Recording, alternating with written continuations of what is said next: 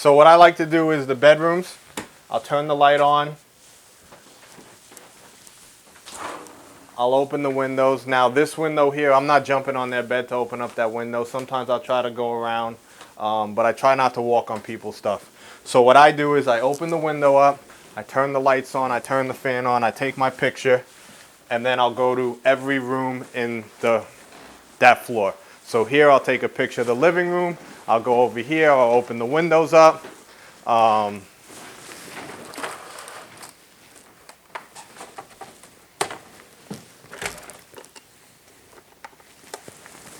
Now again, it's a routine thing. So I like to take my pictures with the lights on and the windows open. The reason being, if the window didn't open, I know mentally when I come back around, I'm gonna call that out. So I'll go around the whole house, opening the windows, boom, boom, boom, taking pictures of everything. And then, now I go back and I start the actual inspection. So now I come to the room here, everything's opened up, and I'm basically closing it and shutting it down.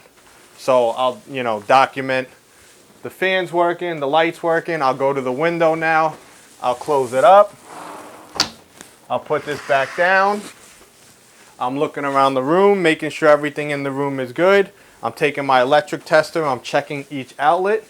I'm also documenting and taking pictures of it. So later on, if they say, hey, the outlet wasn't working, I could show them the picture in the report that I did check most of the outlets. Now, yes, there's going to probably be an outlet behind the bed that I'm not going to test, but that's why those pictures are so important. When you take that picture of the room and you show them there's a bed there, if they move in and the outlet doesn't work, it's not your fault. But this is how I like to do it. I check the outlets, I shut the fan off, the room's back to the way it was, and then I move on to the next room and I do the same thing. I walk around usually the same way, checking the outlets. Here, they have a lot of equipment. I'm not unplugging anything. If I could check an outlet, I'll check it, but if there's no empty spots, I will not unplug anything because that's a big complaint. People don't like us doing that. Keep going over here. I'm looking for wall cracks, ceiling cracks, tape, anything that I would like to know about. I'm going to tell them about, or I'm going to call it out in my report. I'm getting to the window, closing the window up, looking at the other windows. Now, most standards of practice are a representative number of windows, a representative number of outlets. I like to check more than a representative number, but it also, I want to make sure there's no cracked windows. I might not open every single window, but I'm looking at every window that I can look at.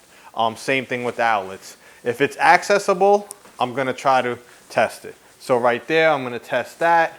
Again, I just forgot. As I go, since the heat's been running, I have everything going. As I see a radiator or a baseboard, I'm checking the heat.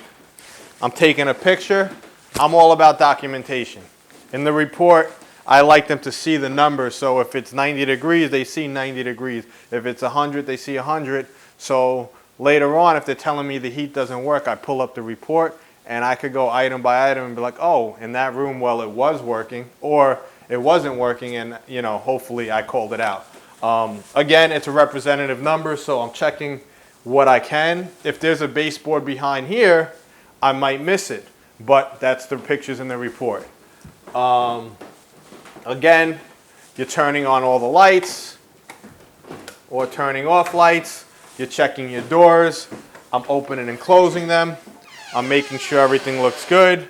Most houses are going to have minor wear and tear. I don't get too involved with that. That's a personal thing. You could spend hours in a house if you're going to call out every little thing. I like to call out, give them a basic rundown of the house. When I'm done, I checked all the heat. I checked all the windows. I checked the outlets. I make sure I go back to the thermostat and I put it back to where they were. Over the summertime, you don't want to leave the thermostat too cool. They're going to come home and they're going to be mad at you. And over the wintertime, you don't want to leave it too hot. Because, a lot of times you'll turn the thermostat up to 90 to get everything to kick on real quick. And if you leave that on and they come home and the house is 90 degrees, you're going to have people that are not happy. So I put it right back to the way they were, and that's that first picture I take, so I match it back up to that.